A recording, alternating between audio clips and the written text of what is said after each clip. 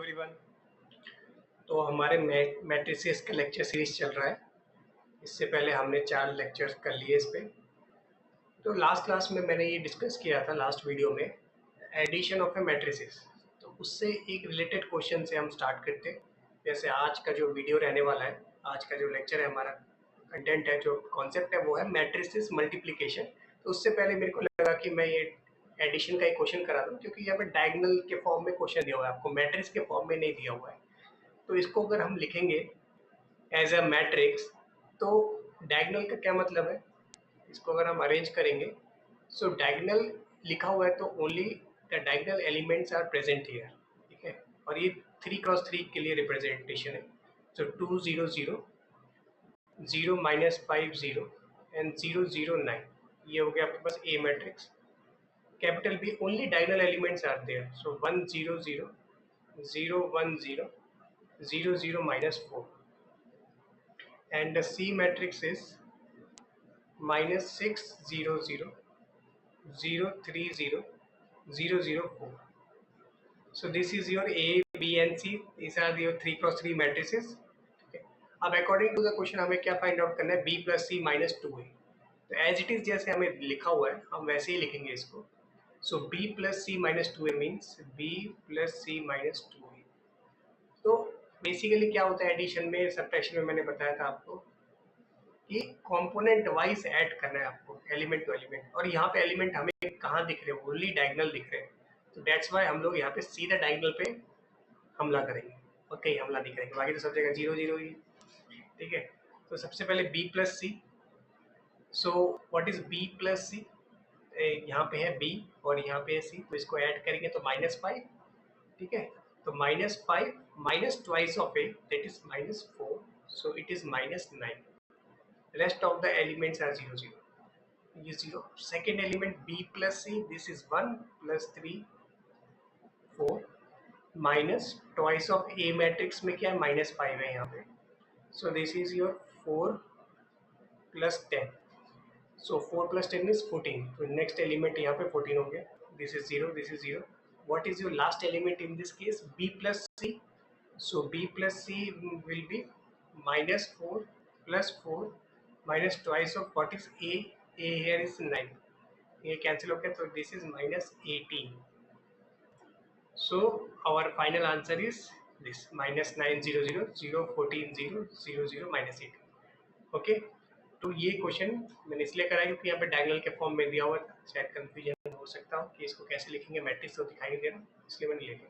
तो मेन आज हमारा जो वीडियो का पर्पस है बनाने का क्लास का, वो है मल्टीप्लिकेशन ऑफ मैट्रिसेस। तो इसको करेंगे। तो सबसे पहली बात है कि मैट्रिक्स मल्टीप्लिकेशन के लिए हमें क्या ध्यान रखना है, मतलब ध्यान रखना है मैट्रिक्स का ऑर्डर, उसका एक पर्टिकुलर ऑर्डर होना चाहिए, उसके अकॉर्डिंगली वो बताएगा हमें कि ये पॉसिबल है या नहीं है, ठीक है। सबसे पहले तो ऑर्डर, और जैसे एडिशन और सब्ट्रैक्शन में हमें सेम ऑर्डर के मैट्रिसेस के लिए अप्लाई कर सकते थे एडिशन और सब्ट्रैक्शन, बट मल्टीप्लिकेशन के लिए कोई ज़रूरत नहीं, different orders matrices are multiplied also. पर यहाँ पे हम चेक कर लेते हैं कि क्या ये पॉसिबल है। पॉसिबिलिटी कैसे चेक करेंगे, जैसे ए है, ए का ऑर्डर क्या आपके पास दिखाई दे रहा है, 2 रो 3 कॉलम, और ये 3 रो 2 कॉलम।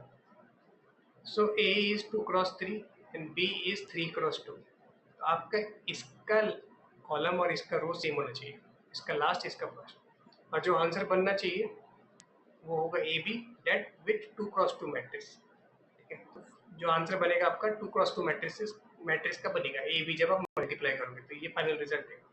तो मल्टीप्लाई करते हैं, तो this is your row, this is your column. तो रो और कॉलम मल्टीप्लाई करना है, तो 1 को 2 से मल्टीप्लाई करेंगे तो 2 आएगा, -2 को -1 से मल्टीप्लाई करेंगे तो +1 आएगा। तो जो भी मल्टीप्लाई करते रहेंगे उनको एडिशन के फॉर्म में लिखते चलेंगे। 3 × 4 इज 12, तो +12। ये रो इस कॉलम के साथ हो गया। अब ये रो इस कॉलम के साथ करेंगे, तो this will be your 3, this is your -4 and this is your -15. फिर this is your 3 2 × 6, this is -2 -4, again this is your 9 + 4 + 5, clear. सो ये ए बी मैट्रिक्स आ गया. सो this is your 12, 14, 15 and this is minus 16 and this is your 0 and this is your 18. So A B matrix हमारे पास matrix multiply करके क्या ऐसे है. तो ये रो इस कॉलम के साथ, ये रो इस कॉलम के साथ की एंट्रीज ये रही, ये रो इस कॉलम के साथ की एंट्रीज ये रही, इस रो को इस कॉलम के साथ एंट्री किया तो ये आ गए. This is your A B matrix. अब हमें बी ए फाइंड आउट करना है. तो बी ए का भी हम ऑर्डर चेक कर लेते हैं. What is the order? It is your 3 cross 2 and it is what is your B A का क्या है 2 क्रॉस 3. सो 2 2 सेम है तो आंसर हमारा 3 क्रॉस 3 मिलेगा. मीन्स 3 रो 3 कॉलम. तो बी ए के लिए हम सॉल्व करेंगे, बड़ा मैट्रिक्स रहेगा. ठीक है. सो तो हम यहाँ पे लिख लेते कॉम्पोनेंट वाइज, इजी रहेगा. What is B? B value is 2 3 minus 1 2 2 3 minus 1 2 4 and minus 5. This is your B and this is your A. 1 minus 2 3 and this is 3 2 minus 1. अब रो को कॉलम के साथ मल्टीप्लाई करते हैं. ये रो ये कॉलम ये रो ये कॉलम ये रो को पकड़ लो, फिर जितने भी कॉलम दिख रहे हैं सब मल्टीप्लाई करते हैं. चलो तो 2 into 1 is 2 plus 3 into 3 9.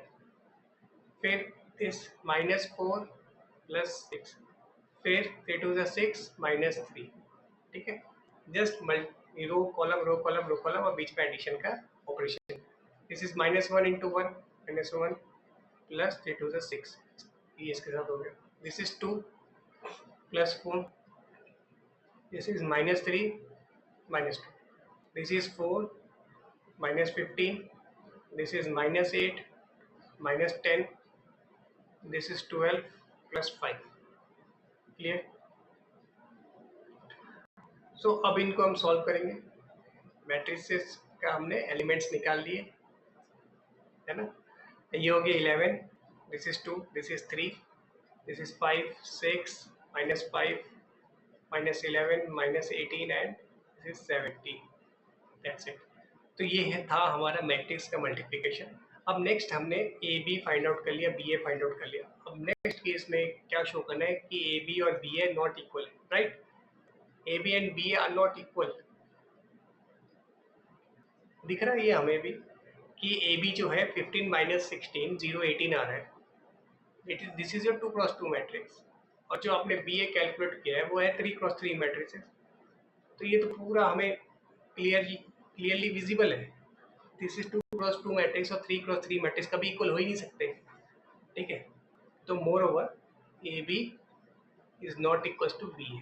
Also एक और बात याद रख लो कि कम्यूट नहीं करते मैट्रिक्स मल्टीप्लिकेशन कम्यूटेटिव नहीं होता. ठीक है. कम्यूटेटिव नहीं होता मैट्रिक्स मल्टीप्लिकेशन. सो जब हम मैट्रिक्स को मल्टीप्लाई करेंगे मींस जैसे नंबर्स कम्यूट का मतलब क्या होता है? आप आगे पीछे नंबर को मल्टीप्लाई करो आंसर सेम आएगा. नंबर्स में 2 3 6 या 3 2 6. पर मैट्रिक्स में ये अलाउड नहीं है. ठीक है. ए बी और बी ए ये इक्वल नहीं आते अनटिल एंड अनलेस आपको कोई कंडीशन ऐसा गिवन हो जो इनको इक्वलिटी बना रहा हो. पर जब तक ऐसा कोई कंडीशन नहीं है तो हम लोग नहीं कह सकते कि आपका मैट्रिसेस कम्यूट कर रहा है. That is A B B A equal हो सकता है. ठीक है. तो ये हो गया. नेक्स्ट क्या है आपके पास?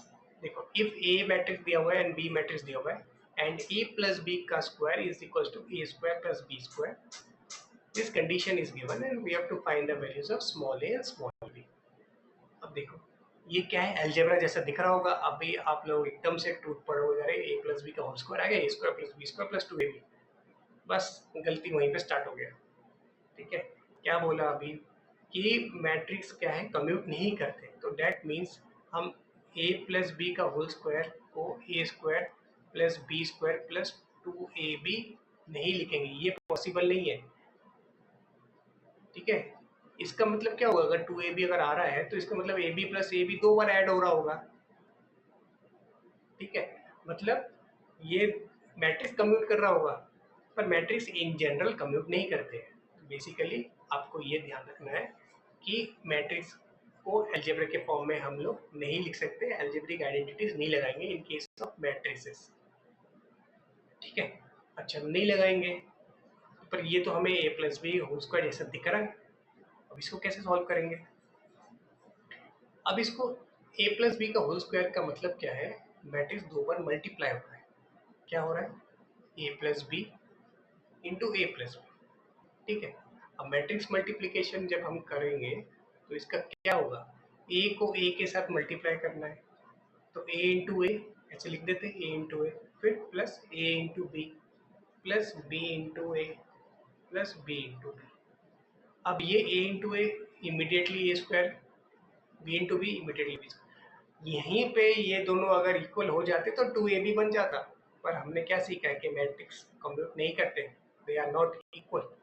मल्टीप्लिकेशन आगे पीछे पीछे आगे करके दे आर नॉट इक्वल, तो इस वजह से यहाँ पे 2a भी नहीं बन पा रहा ना, इसलिए हम इसको एज इट इज लिख के रखेंगे, A B plus B A and this is equal to आपका according to the given condition A square plus B square mentioned है। अब ए स्क्वायर से ए स्क्वायर मैट्रिक्स ऐड करेंगे, माइनस करेंगे, side change करेंगे तो ये 0 0 हो जाएगा। तो A dot B plus B dot A is equal to 0 आ रहा है, ओके। तो इसका क्या मतलब हुआ? A dot B plus B dot A is equals to 0 bit, it is your null matrix। इसको क्या कैसे मल्टीप्लाई करेंगे? अब हमारे पास ए बी दिया हुआ है, ए बी निकालने, तो ए को बी के साथ मल्टीप्लाई करो तो क्या क्या आएगा? ए माइनस बी पहला एलिमेंट, फिर ए प्लस वन दूसरा एलिमेंट, फिर टू ए माइनस बी, फिर 2a प्लस वन, ये हो गया आपके पास A B. Next B A multiply करेंगे, बी ए के लिए आपको ऐसे पैटर्न लिख लेते हैं हम, A one B minus one और one minus one two minus one, ठीक है। समझ आ रहा है? हाँ, आना चाहिए। देखो ध्यान से देखो, तो बस मैट्रिक्स मल्टीप्लिकेशन आना चाहिए और कुछ नहीं चाहिए, यहाँ पे कोई और जादू नहीं चाहिए, बस मल्टीप्लिकेशन का जादू आना चाहिए। तो ए वन है, इसको मल्टीप्लाई करेंगे तो A into one plus two, that is A plus two बनेगा, फिर माइनस ए माइनस वन, फिर b माइनस टू, फिर माइनस बी प्लस वन, और इक्वल टू बाजू में क्या चल रहा है? 0 0 0 0, सभी चीज 0 0 के बराबर चल रहा है। अब इनको हम एलिमेंट वाइज ऐड कर देते हैं, so this is 2a minus B plus two, फिर a plus one minus A minus one, this is 2a minus B plus b minus two and 2a plus 1 minus b plus 1 that is equals to 0 0 0 0। अब देखो element wise भी कुछ calculation रख रहा होगा अपने साथ, ये तो 0 0 हो गया है ना। और यहाँ से हमारे पास और कुछ साइड से कुछ नहीं। अब हम लोग इक्वेट कर लेते हैं चीज़ों को अब इक्वेट करना स्टार्ट करते हैं। तो 2a minus B plus two is equals to 0 करेंगे एलिमेंट वाइज। देखो मैट्रिक्स इक्वलिटी का आ गया कॉन्सेप्ट, तो यहाँ पे क्या हुआ? 2a minus B plus two is equal to 0, so 2a minus B is equal to minus to.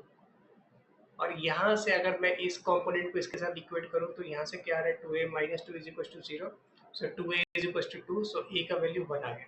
So if your a value is 1, तो अगर आप यहाँ पे सब्स्टिट्यूट करो तो 2 into one minus B is equal to minus two, so 2 minus 2 is equals to minus 2, so minus b is equals to minus 4, cancel it, so your b value is 4। तो क्या किया इसमें? सबसे पहले हमने क्या सीखा कि अलजेब्रिक एक्सप्रेशंस आप इमीडिएटली नहीं लगा सकते जब आपके पास मैट्रिक्स मल्टीप्लिकेशन दिया होगा, अनटिल एंड अनलेस कोई कंडीशन ऐसा नहीं दिया हो तब तक हम नहीं लगाएंगे, ठीक है। ओके, नेक्स्ट बात क्या है? उसके लगाने के बाद इक्वलिटी ऑफ मैट्रिसेस में क्या करना है? कॉम्पोनेंट वाइज इक्वल करना है। फिर 7th 8th वाले दिन याद करो अपने पढ़ाई वाले, है ना, दूसरे मस्ती वाले भी। अब आपको इसको मल्टीप्लाई करना है, इक्वेट करना है, फिर आपका आंसर आ जाएगा, ठीक है। तो आई होप आपको ये समझ आ गया होगा।